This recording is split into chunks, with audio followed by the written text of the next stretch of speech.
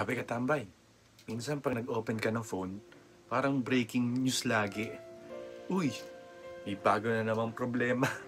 Pero teka lang, may magandang balita rin pala. Kung napapansin mo, katambay, ang dami talagang masamang balita ngayon. Gising mo pa lang, baha, aksidente, presyo ng bilihin, politika, bagyo, sunog.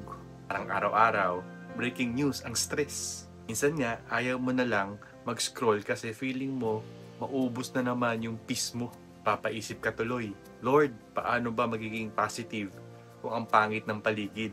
Ito ang totoo, katambay. Hindi mo kailangan maging positive. Kailangan mo lang maging hopeful.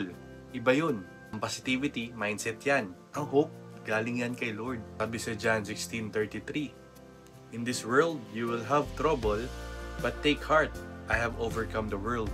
Hindi tinago ni Jesus na may problema. Sinabi niya mismo, may trouble. Pero sinasabihan niya ng take heart, I already won. Ibig sabihin, panalo na tayo. Kasi nasa piling tayo ni Lord. Ibig sabihin, kahit ang mundo ay puro bad news, may good news na hindi nagbabago. Si Jesus pa rin ang may hawak ng lahat. At sabi sa Psalm 46 verse 1, God is our refuge and strength, an ever-present help in trouble. Hindi sinabi when trouble is gone. Sinabi in trouble. Ibig sabihin, habang may gulo, may kasama ka. At yun ay si Jesus. Hindi mo siya kailangang suluhin. Lagi kang may kasangga. Isipin mo yung weather app mo sa phone. Minsan rainy forecast all the week. Pero paglabas mo sa bahay, may sumisilip na araw. Ganon din si Lord. Kahit puro dilim ang balita, may liwanag pa rin dumadaan kung marunong kang tumingin.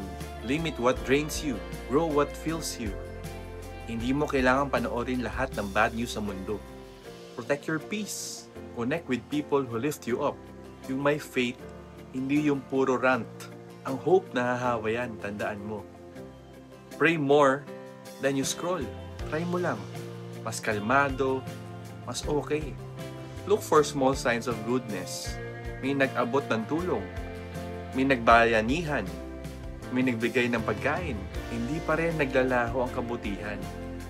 Tahimik lang minsan. Kaya katambay, anumang bad news ang mag-viral, meron at meron pa rin good news na hindi mawawala. May Diyos ka na hindi sumusuko sa'yo. At habang buhay ka, may pag-asa. Habang humihinga ka, may purpose. Habang kasama mo si Lord, may dahilan ka parang humiti kahit may bagyo. So bago ka mag-scroll ulit, tanungin mo sarili mo, bad news ba ang nagpapatakbo ng puso ko? O good news ni Lord? Ito, tandaan mo, the world may give trouble, but Jesus already won. And because He won, you can hope again.